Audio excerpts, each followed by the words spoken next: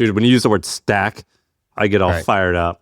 Dude, why don't we just describe our podcast that way? Us, founders, acquired. It's the most potent stack of testosterone boosting for founders. Yeah. I feel like I can rule the world. I know I could be what I want to. I put my all in it like no days off. On the road, let's travel. All right, so Sam, I was in Austin last week and I was at a restaurant. So we're sitting down at the table. Guy comes up and he's a fan of the podcast and he says hi. And he was like, oh yeah, I love the episodes, you and Sam, blah, blah, blah. And I asked him, I go, what's one thing you want us to talk about? We're almost 1,000 episodes in. You need a little inspiration. And so I said, what's one thing you want us to talk about? And he goes, well, I don't know what other people want, but here's what I want. And he told me he's 24 years old. He's like, I know I'm smart. I know I'm hardworking. I just don't know kind of which lane to go in. I'm ready to swim, but I don't know which lane to go in. And what he said was, he's like, basically the generic advice is like, oh, just follow your passion. And he basically described this problem, which is like, I've been in school. My teachers, my parents, like I was told what to do. You got to take these classes. You got to take these tests. You got to get these marks. And it's like super structured. All of a sudden graduates. Now he's just on his own. So went from super structured to completely unstructured. And he's like, I know that I should be doing something. My friends are all doing this. I don't think I want to do that. Banking, consulting type of jobs. And his question was basically, they say, follow your passion, but how? How do you actually do that? Like, what would you guys actually do if you could go back? So that's what I wanted to talk about. Why I think that follow your passion is terrible advice and what you should do instead. Great. I think I will mostly, it sounds like based off your one-line response right there, I might agree with you on everything. First of all, I want to hear what advice you gave him, but you told me that you also looked at the history of following your passion. Is that true? Well, I have a historical kind of reference. So I was reading this thing by Joseph Campbell. He famously came up with the hero's journey. Yeah. This circle that explains how Star Wars works and Harry Potter and all the great stories, they sort of start with the same structure. So this guy, Joseph Campbell, he gave a lot of interviews about his philosophy. And he had this phrase that I think is a little bit better. It sounds a little hokey, but when you explain it, I think it clicks. And he started off by saying, don't follow your passion, follow your bliss. And later he changed it to follow your blisters. So he's explaining, and he explains for himself. He's like, for me, the way I arrived at this kind of hero's journey thing was because when I was a kid or, a teenager, I was obsessed with studying like indigenous tribes and Native American stories and myths. And I got really into all these different myths. First as a consumer, then I started to wonder, like, how are all these myths, like, why do I love these so much? What's the structure of these things? And that's how he kind of discovered this story shape that became the hero's journey. When he's talking about bliss, he basically made a couple of points. And so let me first break down the problem with passion and then why I think the bliss and blisters thing is better. All right, so here's my case for why passion is maybe the wrong idea. First, raise your hand if you know what your passion is. All right, like most people, 90+% of people do not know their passion. So I'm going to cite Mark Manson a lot in this conversation because he had a podcast called "What Should You Follow Your Passion or Not?" And I listened to it 2 weeks ago. I'm 36 years old. Some people might regard me as successful. I still don't know what my passion is, and I think about it all the time. Yeah, I'm with you. I'm always trying to figure it out. I'm perpetually reinventing myself and starting from scratch and questioning what's going on and reinventing myself for better and for worse. That's been the place of some amazing things, of some amazing changes in my life, but it's also a period of great uncertainty. And sticking around in the fog of uncertainty sucks. It feels shitty when you're doing it. And, sometimes I wish I was just one of these people who didn't question anything and just sort of just picked a thing and just did it for 50 years, but it's not who I am. And so if you're somebody who's been in this fog of uncertainty, this will sound familiar. So what ends up happening is you follow your familiar. So you do what you know. You do what you've already done. You do what your parents do. You do what your friends do. And so what a lot of us do is we mistake what is familiar for what actually lights us up. And so even if I had this idea of like, you want to do something, you don't really even know where to look, and you feel like, and while you are searching, it often can feel like you're lost. And so even though you're supposed to be searching, you feel like you're lost during it, which feels like you're doing something wrong. And so what do you do instead? All right, so he has this bliss and blisters concept. Basically, bliss is not meant to be just like pure joy. It's not meant to be just like euphoria. What he means by bliss is basically, what are you enthusiastic about doing? So using enthusiasm as your guide. So this is his criteria. So he said, naturally drawn to it. It's of interest. You feel alive when you're doing it. It's often irrational, and you will lose track of time when you find yourself doing it. And you'll do it in your off hours. So you'll do it during the hours when you're normally seeking kind of like pleasure, relaxation, just sort of an indulgence in yourself. The stuff you find yourself doing there that others would see as work is an important signal. And then, so he started talking about this, and people took it the wrong way, in his opinion. He's like, I said this thing about follow your bliss, and then everybody just looked for something that just made them happy, pleasurable all the time, instantaneously. And he goes, oh man, I've made a mistake. It's not that at all. He said, he kind of offhandedly, it's attributed to him that he said, I wish I had said follow your blisters instead. And what he means by blisters is basically that there is going to obviously be hardship. In fact, like follow your bliss most of the time leads you on an unfamiliar path. You're leaving a place that's safe. You're going to face the dragons, cross the bridges, pay the tolls, pay the price, and it was worth it, deeply satisfying along the way. And blisters, this idea of blisters is like, on my hand right now, I have these blisters because I've been training for this Murph, and I've been doing pull-ups all the time. So my hands on both sides, I just have all these blisters. And if you think about the idea of blisters, it's a receipt. It's an evidence of a price paid over and over and over again that you really couldn't force yourself to do just through willpower, but you had to have been actually like pulled to doing it. And so if you find evidence where you suffer pain willingly, that's probably a very good signal.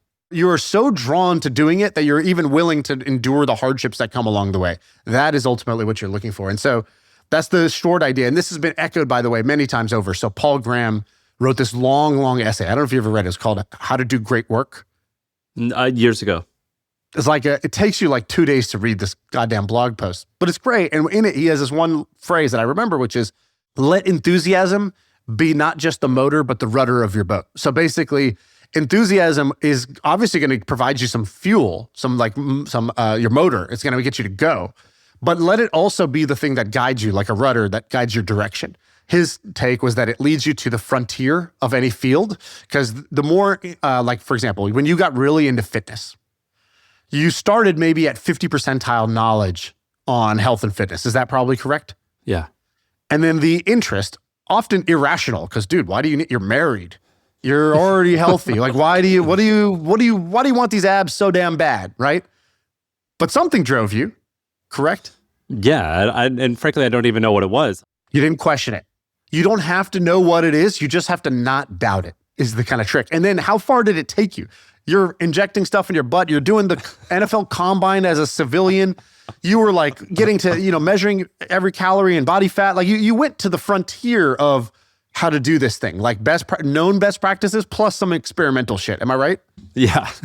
And so what he talks about is like Paul Graham basically says, let the enthusiasm be the engine and the rudder. It'll guide you where you need to go. It'll take you to the frontier. And at the frontier, you will notice some gaps. So when you were at the frontier, Sam, did you not notice a gap?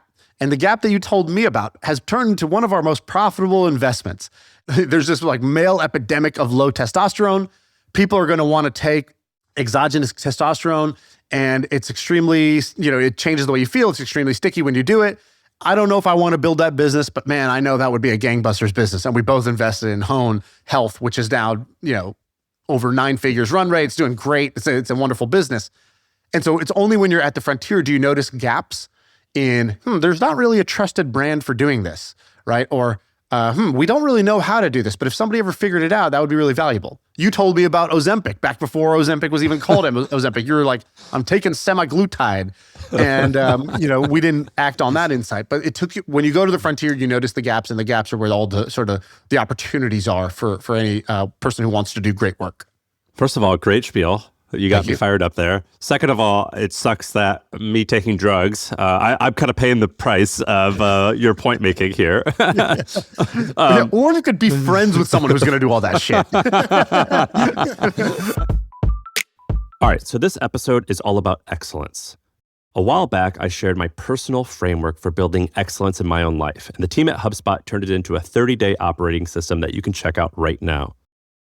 It breaks down the systems that have took me 10 years to figure out and shows how exactly I use them day to day. These are systems that genuinely changed my life. So if you want to build a good life, scan the QR code or click the link in the description. Now, let's get back to the show. I'm going to tell you something that sounds academic and woo-woo, but I'm going to make it super tactical. But the idea of blister versus bliss is actually really interesting because do you know what the etymology of the word passion is? No. So the word passion comes from the word suffering. It always seemed weird that it was the passion of the Christ is the story of Jesus being nailed to the cross, which you're like, why is it he called love that? Yeah, it stands for suffering. And so the idea of bliss versus blister is interesting because blister is a significantly better word because passion, following your passion, means following your suffering, meaning something that you love so much, you're willing to suffer a whole bunch in order to put to it, follow through it. You're basically called to do it.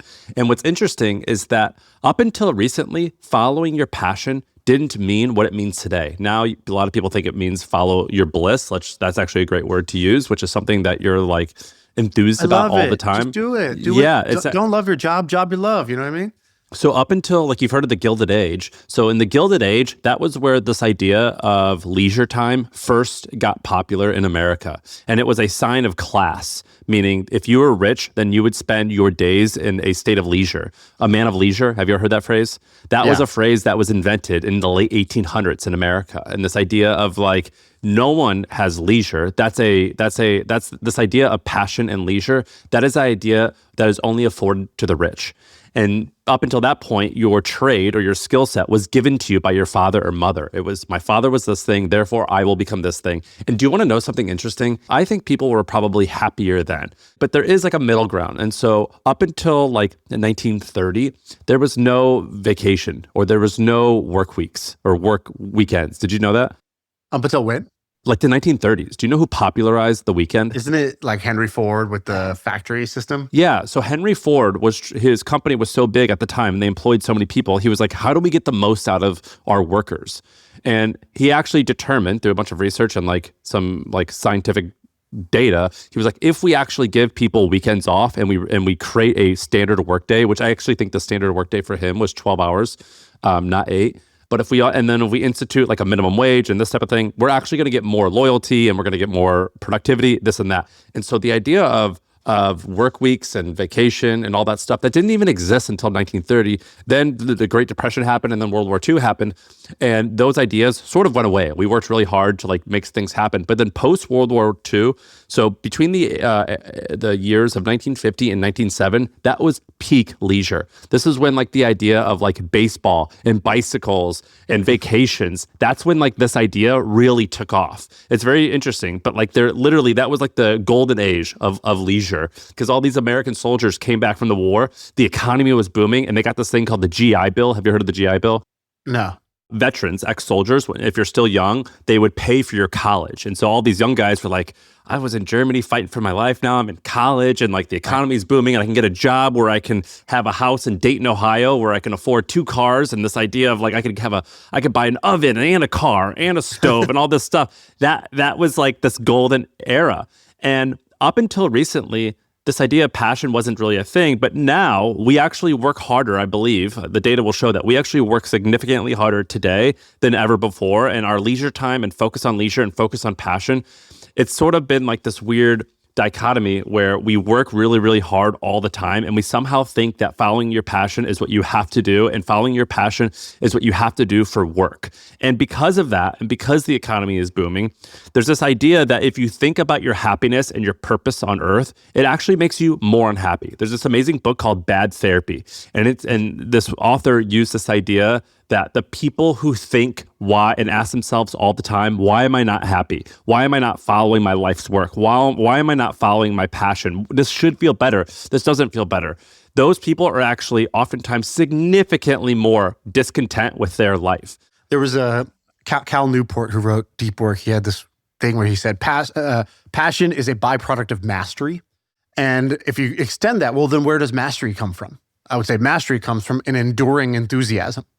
You know, yesterday I had a piano lesson in the morning, and then in the evening before bed, I'm tired, I'm walking to bed, and I pass the room that has the piano. I'm like, let me get in here and play the sea shanty like I'm a pirate on the pirates, like on a boat or something like that. And I'm playing this song, and I'm basically half eyes open, but I got a little bit better, right? I've got one step closer to mastery. And the only way you can get yourself to do enough load, the 10,000 hours type of idea, to achieve mastery is through enduring enthusiasm.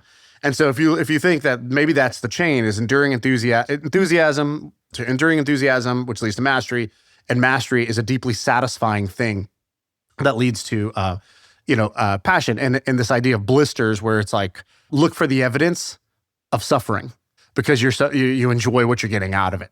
Now, can I give you my riff on this? Because I was like, okay, I like the idea, but how do I actually do this? How do I use this? So I had this observation that like I used to pick projects based on industry. It's like, oh, I'm going to do healthcare because I'm real passionate about healthcare. Or I'm going to do, I started this clothing business because, oh, that sounds fun. Let's do fashion. Let's do apparel. That's cool. That sounds more fun than that. You're a big clothing guy, huh? I picked things that I thought sounded fun. I picked industries or products that I thought were fun. And what I learned along the way was that the time you spend on the actual product or industry, the industry almost like fades to an oblivion. The time you spend on a product is very minimal. Like how much time would you say, whether it's Hampton or the Hustle, how much time per day would you say you spent on actually working on the product? Well, none, because all the time is spent on people stuff. Right. Like you start a company because you love to tinker. And then after 6 or 12 months, if you're really successful, the majority of time is spent on managing or leading or organizing people. And even when you're organizing them, you might be leading them or managing them or organizing them partly around product, but a huge amount of it is around growth. You spend most of your time selling the thing, not making and marveling about how great the thing is. And so what I realized was like, dude, you spend all your, like when you decide to start a company, you're going to try to, like, inherently, you're saying, I'm going to make this thing successful. To make it successful, it's got to grow. And to make it grow, you're going to spend most of your time on that really hard problem of making it grow. Part of making it grow is the product, but that's only a small part. Minority percentage, not more than 50%. I would say more closer to 15% than 50. Most of your time is going to be spent on building the team, managing the team, and working on core growth and sales. And so I simplified it and I was like, oh, I don't need to pick an industry I love or a product I love. I need to pick a sales motion that I love. Because guess what? Like if you have a product, doesn't matter what the niche is. If it's grown via enterprise sales, most of your time is going to be spent doing enterprise sales, hiring enterprise sales, and managing an enterprise sales team. If it's built on Facebook ads, if it's e-com, I have an e-com brand. Most of the time is spent on running ads to landing pages and sending emails. Because if I want the thing to grow, that's the thing I got to get better at. Yeah, it's like, do you want to work with spreadsheets, or do you want to work with guys that wear bright brown shoes and sports jackets and call themselves like the regional VP of the Southeast region? Exactly. Do you want to take people to dinner and then promise to circle back? Or do you want to sit behind your laptop, orchestrating? Or do you want, so there's a few of these, right? Like if you're an SEO game, then you're going to play the SEO game. That's what you're going to spend most of your time doing, is improving your SEO, if that's the main growth channel. So I realized, oh, I should actually just figure out what type of sales or growth mechanism I like. And that's the constraint. What do you like, by the way? So for me, it's content. I was like, I like making content. And so I should pick games that content is the main way to make it grow. My second favorite is ads. I like ads, which is also content, but it's like the more pay-to-play scalable version of content. The thing I like the least is viral growth and sales. Those are my two least favorite. Dude, I distinctly remember a time. So The Hustle was a media company. So we had a couple 7-figure deals, a bunch of 6-figure deals, and that required a little bit of whining and dining. There was one distinct day that I had to go to New York City, and I wore these stupid bright brown shoes, which is like a joke that like all the salespeople would wear for some reason. The outfit was like blue jeans with a sports jacket and these ugly brown shoes. I distinctly remember a trip where I took the shoes off post-meeting. I threw them in the trash can and I got in the cab without shoes on. And I said, I'm never doing that again. These shoes are done. It's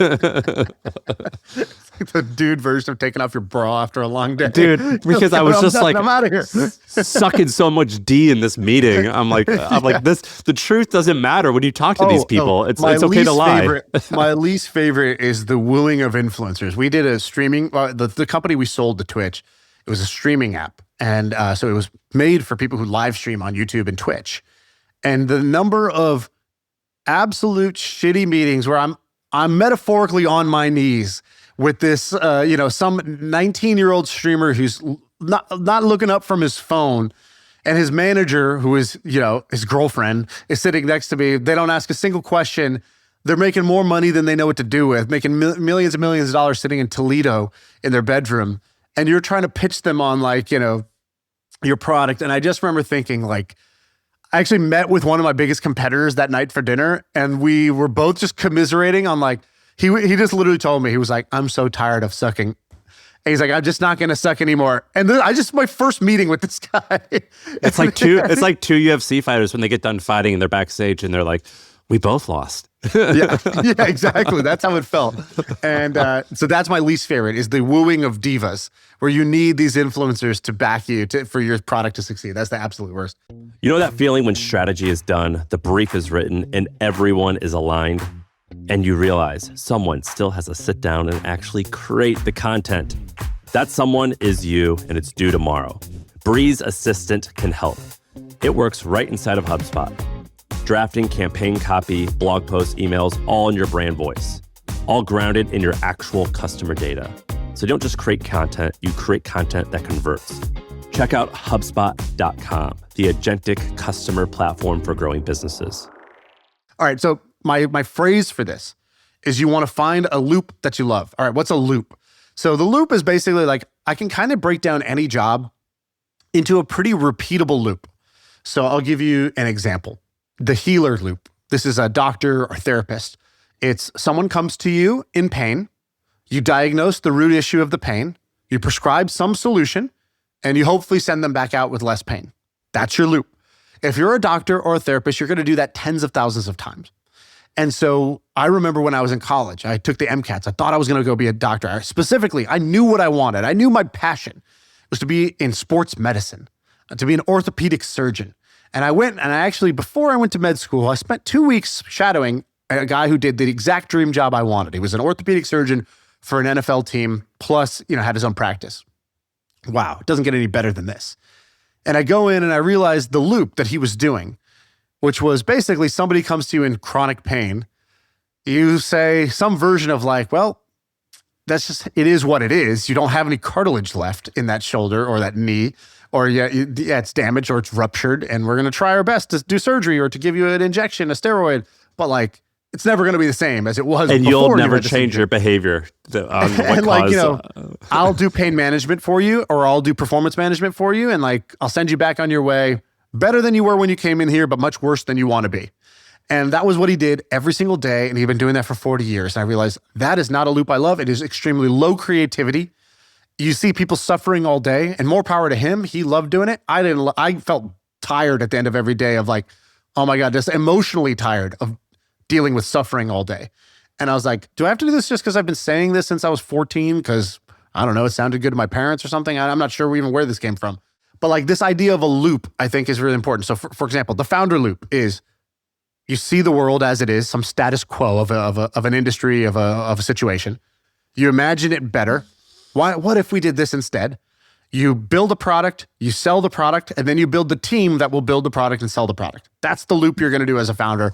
As a founder on the whole, and on the daily basis, it's going to be mostly, initially it's a building loop, then it's a selling loop, and then it's a building the team loop. And that's what you're going to do for the rest of the time. So do you like that?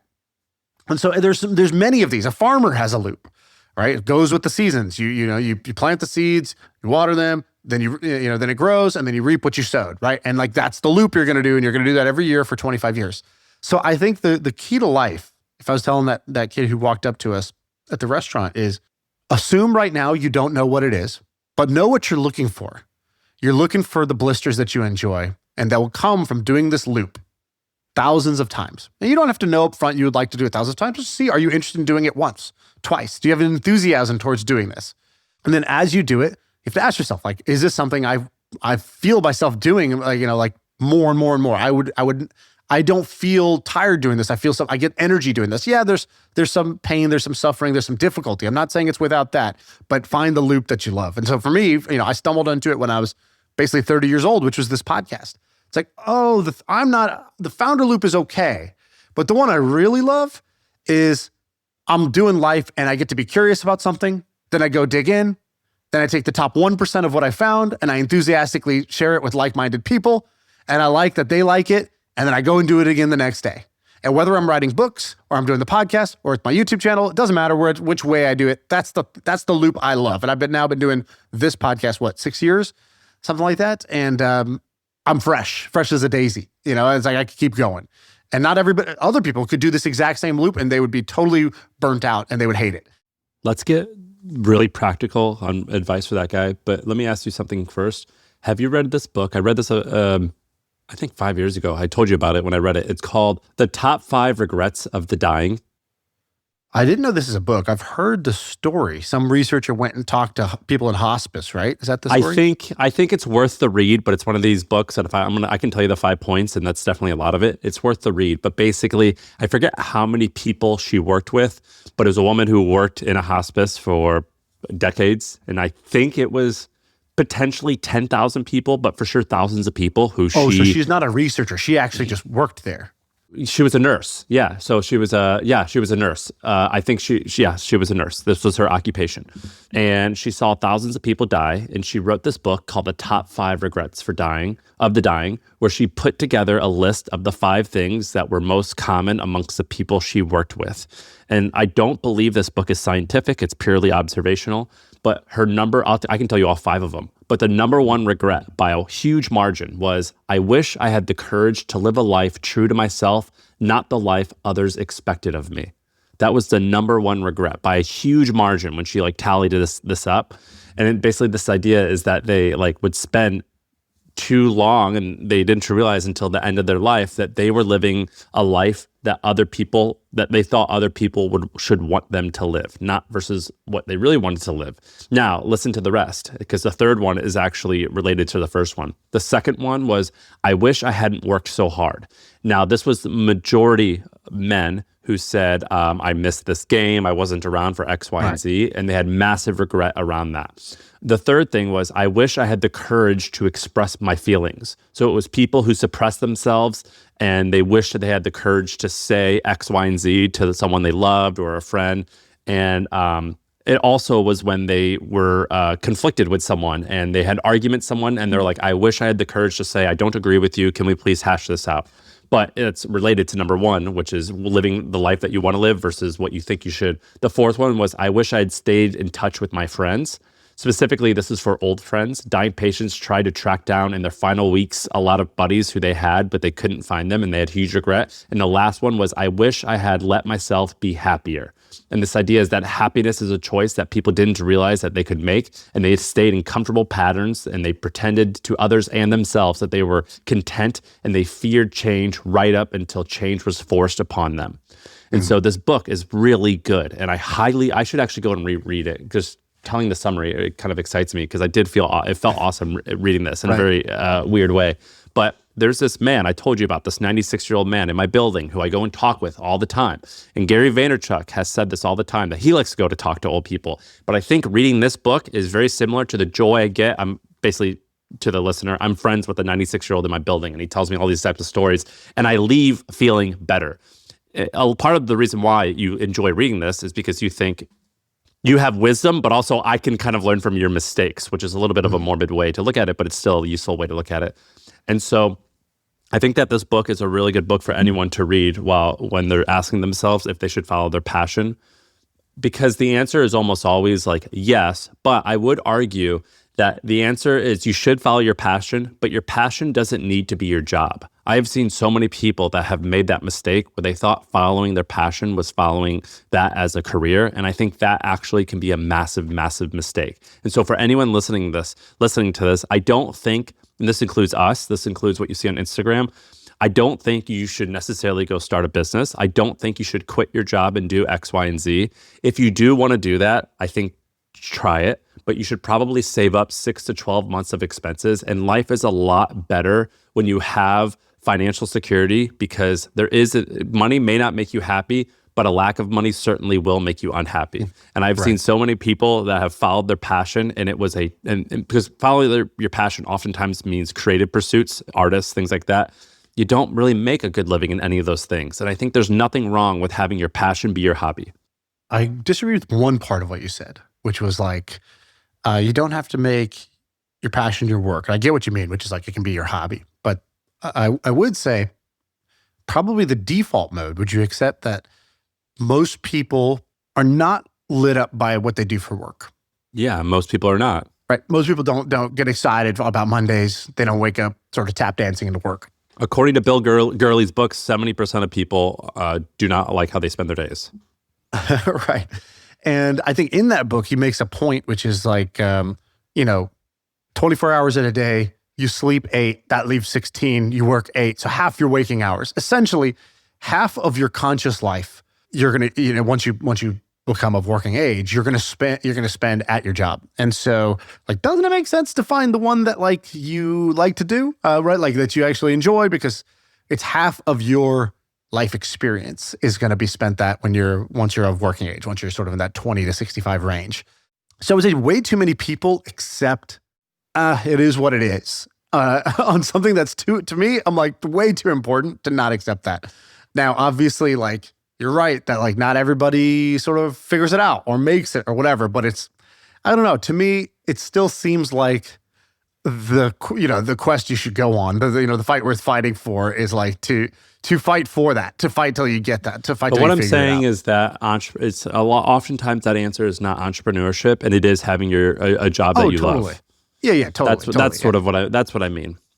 Yeah, totally. I don't think it's entrepreneurship at all, right? Like I have even said for me, it wasn't entrepreneurship, and I was an entrepreneur. That's what I thought my job was for a long time. I think it's finding that loop that you love. If that loop is as a salesman or a marketer or a connector or whatever it may be, there's many different loops, but figuring out one that actually gives you a lot of energy and makes you feel alive, I think is worth doing. I'm going to leave you with one quote that was said on this podcast. Isaac French came on, and he was here to talk about his Airbnb like business, where he built this like a little 7-cabin Airbnb business and sold it for $7-8 million. Like, some cool business like that. But he said this phrase. I don't remember much about the Airbnb thing, but he said this one phrase or a quote, which was, light yourself on fire and people will come from many miles away to watch you burn. I just thought like there's something poetic about the way he said it. And I do think there's a test of like, could that be used to describe what I'm doing? Right? Like it's not a literal thing, but it's almost like that's what level 10 looks like. Now you might not be a 10, but let's agree that somebody who's really lit up by what they're doing, that's kind of how it would feel, is that they've just decided, they've lit themselves on fire with passion, and now people will come from many miles away to watch them burn. I would say that kind of describes in a visual format what that's supposed to look like.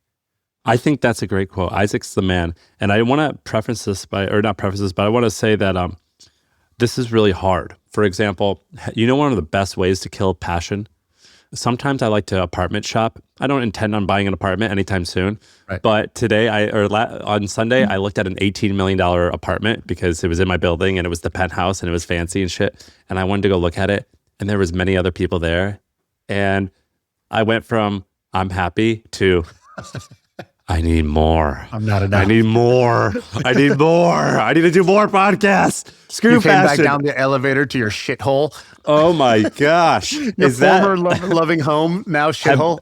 Have you ever done that? Have you ever done real life Zillow where you just like go and like, I always like, I'll call my parents and I'm looking at an apartment, and they're like, you're looking at that apartment? I'm like, the word looking, I need a different word. I'm flipping through a catalog and that happens to be there. I'm not actually going to buy this apartment. And that's like the easiest way to like start like, comparison's the thief of joy. Yeah. That is a way to kill the passion. And so I think it's really challenging to fight internal rewards versus external rewards. And what we have just said sounds really great. And what Isaac said is really great. But I also want to acknowledge it's incredibly challenging to pull off. My analogy is this. I took my kids to the airport, and you know how you have to take those like airport trams, like the little like, I don't know why we're at an airport, but we're taking a train inside the airport from like one part to another. And my kids have never done this before. So they get on, they're super excited. Oh, we're on like a train. And I'm like, hey, grab the bar. And they're like, why? Because the train hasn't moved yet. They're like, what do you mean? I'm fine. I'm like, no, hold on to this. It's about to go. And they're like, no, I just want to balance. This is going to be fun. And I was like, all right. Train starts. 30-pound daughter goes flying into someone's suitcase right away, gets rocked by the world. And I would say like a lot of advice that falls into this kind of easier said than done bucket is really like, it's the internal soul equivalent of holding on to the pole. Because trust me, this world's about to rock you. And if you're not holding on to this, you stand no chance. You will go flying into that man's suitcase right now. And so like the idea of like, yeah, you do want to figure out, what lights you up, what makes you feel alive, not what sounds good to others. You do want to figure out an internal reward and a scorecard so that you're not going to the $18 million penthouse and feeling like you need more when you walk out of there. And so it's like you need all this generic, cliche, goddamn advice because it's the equivalent of the pole to hold on to. If you don't have it, you're just going to get whiplashed by the world. You're just going to constantly be whiplashed. And holding it, you're still going to feel it when the train jerks you around. But like, now imagine, like that's to me like the metaphor of like how this sort of like grounded advice plays into the to daily life, which is going to whip you around. I call it braces money. I had a friend that had this amazing job, and he was like, I used to just sail. Like he was like, I was like a $30,000 millionaire. I would like save up 30 grand and then go and like sail. And then he's like, I had a kid and I realized I wanted to buy them braces because that was my passion more so than sailing. And so I got this really great job so I could have braces money because I realized I'm passionate about that as well, not just sailing.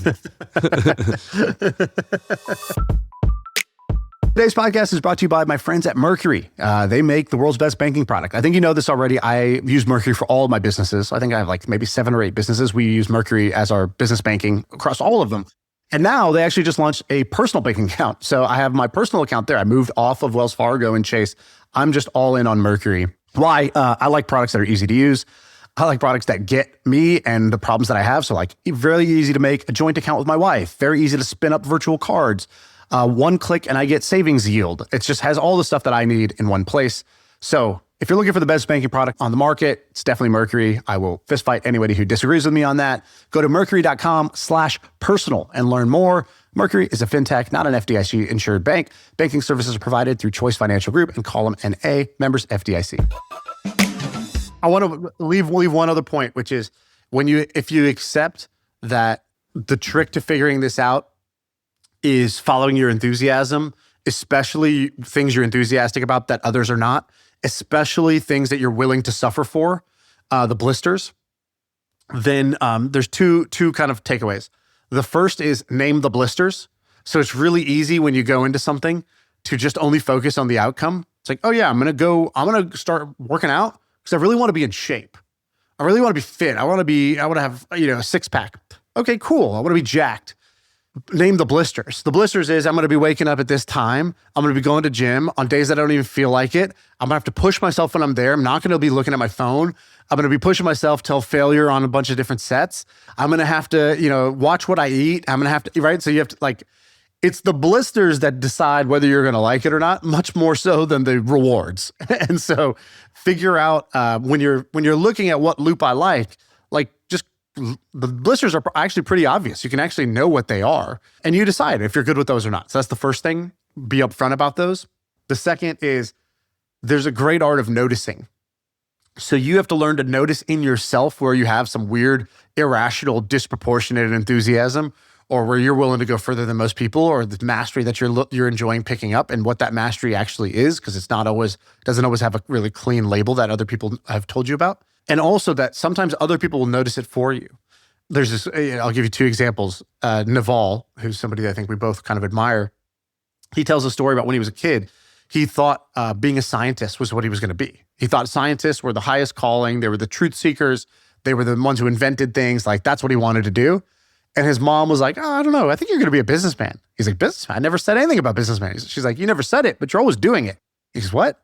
She goes, yeah, like every time we walk in that pizza shop, you tell me how they're doing this, and this wrong, why they should be doing this instead, what this company should do instead. And she's like, I think that's just how your mind actually works.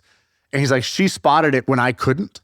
And then I don't know if you saw Adam Newman from WeWork went on Rick Rubin's podcast. And a bunch of people are saying— I hadn't watched it yet, but Austin Reef, who I think told you or you saw his thing. Yeah. Austin kept saying it's like one of the greatest. He's like, Adam gets a lot of hate, but he is really worth listening to here.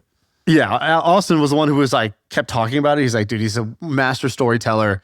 He's like, I can't believe you're not more obsessed with him. And I was like, what? What kind of reverse neg? Okay, I'm interested. So I watched it. And he tells a story about WeWork where he actually was working on a kid's clothing brand before WeWork. and it wasn't working. He was failing at it. And he's asking, I think his girlfriend at the time, well, what do you think I should do? And she's like, real estate. And he's like, I've never done real estate. Where'd that come from? Random. I've never done anything in real estate. She goes, I think you should do real estate because whenever we're walking on the street, she goes, a man's eyes can go in many places walking down the street in New York. You can look at the woman who just passed you. You can look at the dogs. You can look at many things, the food. You can look at all the types of things. Your eyes go up. You're always looking at the buildings and what's in these buildings and how they work and what this building could be for, not what it is for. She goes, I think you should be in real estate. And like, okay, this story sounds a little bit like reverse engineered. Dude, I have heard, I think her name's Rebecca. The wife is Rebecca Newman.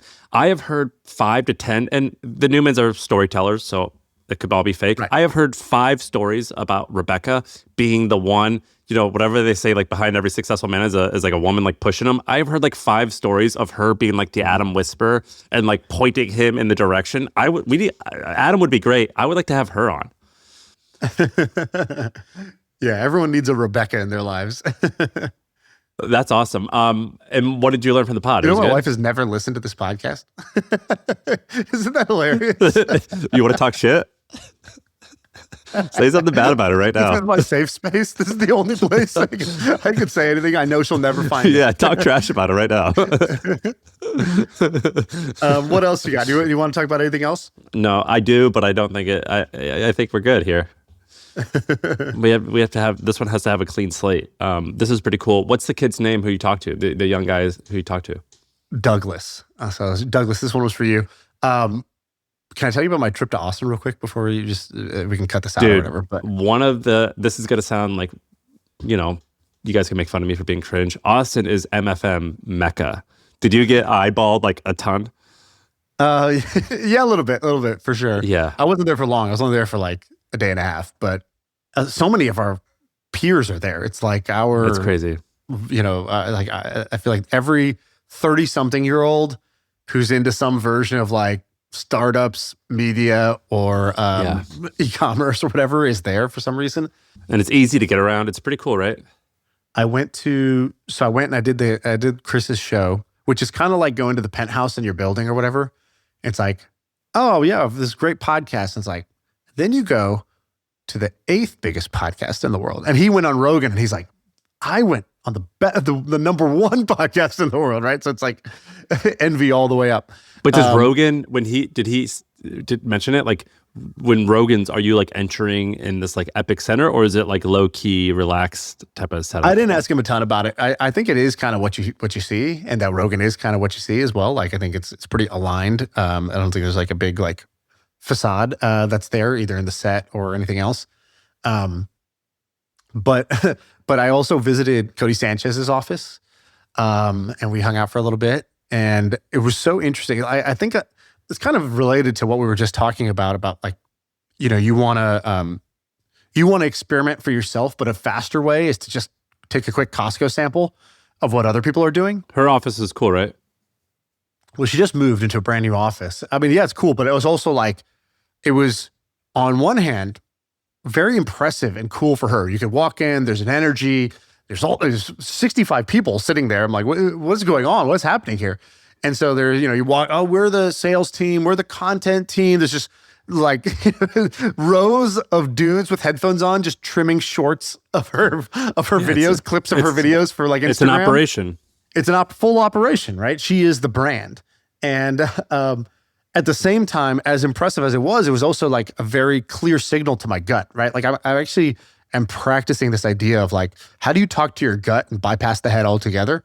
And one way is you just go immerse yourself in an environment. Your gut will tell you like, yeah, more of this, or no, less of this.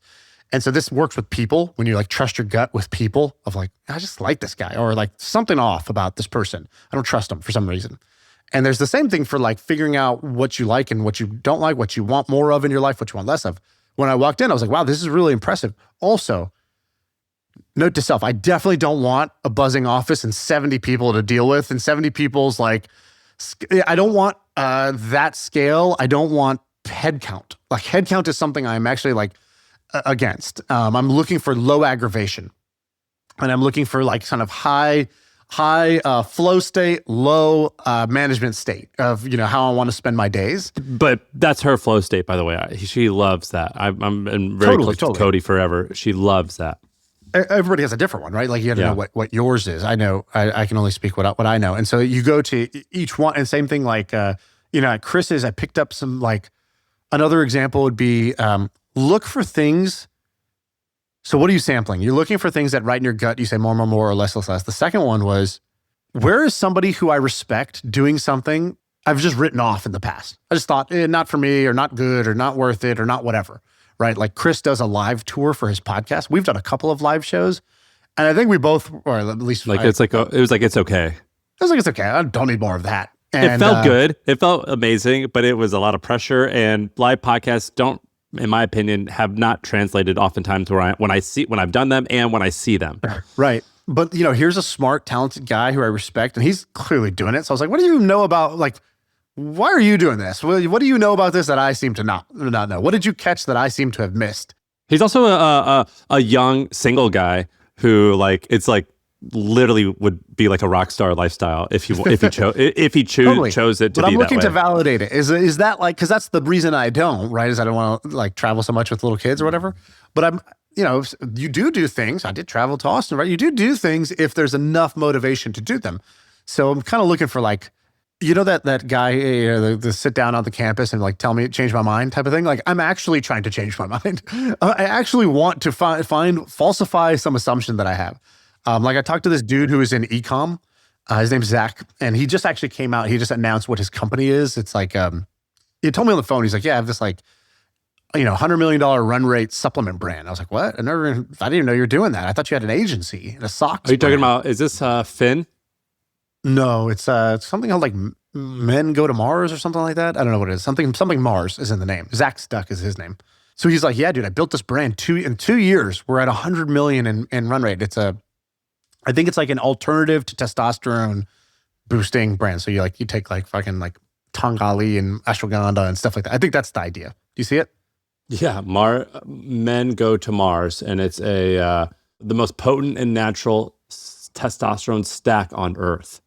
Dude, when you use the word stack, I get all fired up. Dude, why don't we just describe our podcast that way? Us, it's just stack. Founders acquired. It's the most potent stack of testosterone boosting for founders. It's to make your body, your mind, and your wallet better with this stack.